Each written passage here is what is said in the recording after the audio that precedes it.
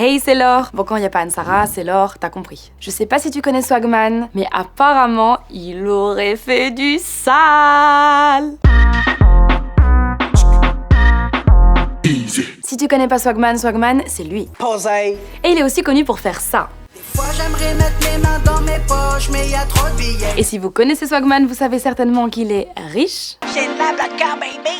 arrogant, Donne tous des billets. Eh, prends ma gueule. et qu'il est tatoué de la tête aux pieds. Il a même le monogramme Louis Vuitton tatoué sur le crâne. Tatoué de la tête aux pieds.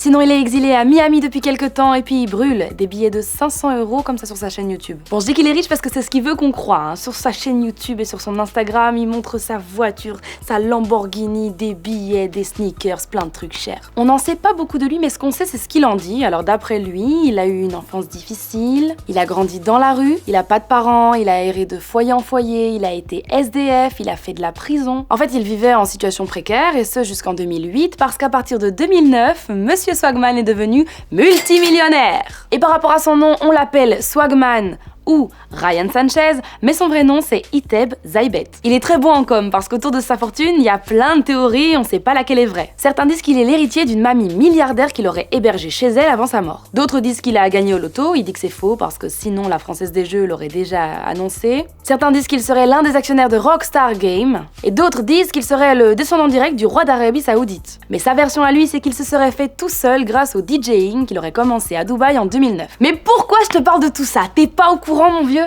Il y a une enquête qui est sortie et le rappeur français, instagrammeur, influenceur, aurait arnaqué à hauteur d'1 million d'euros ses fans. Polémique de fou! Il y aurait 30 de ses victimes qui auraient déjà été recensées. Et là, c'est juste celles qui se seraient manifestées. Jusqu'à présent, on parle déjà de 750 000 €. Il y a carrément une page Facebook qui s'est créée où on retrouve 30 de ses présumées victimes avec carrément des preuves qui l'accableraient. La priorité là, c'est de me régler là, de te donner ton argent, parce que je te dois de l'argent. Je te dois 50 000 boules.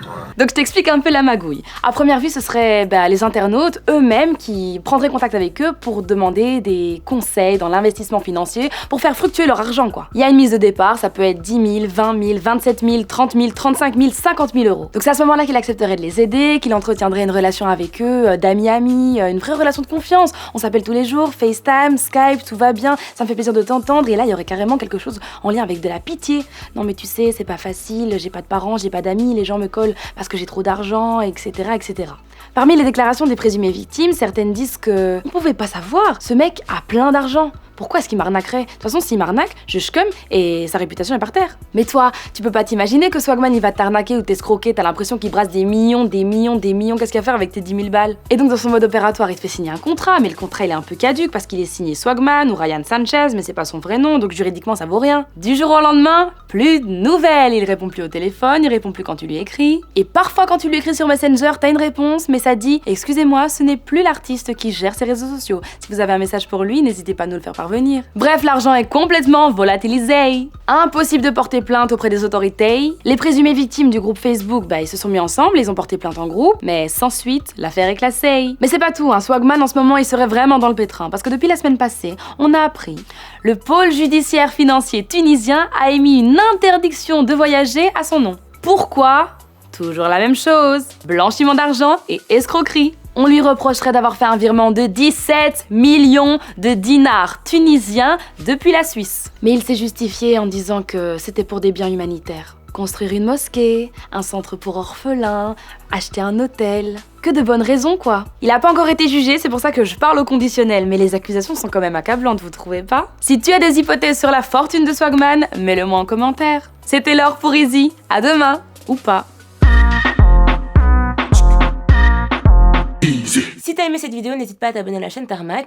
Et si tu veux encore regarder du Easy, il y a nos playlists. Donc tu peux regarder ceux d'hier, et d'avant-hier, et d'avant-avant-hier, et... tu m'as compris. Et n'oublie pas quand même de t'abonner à notre compte Insta.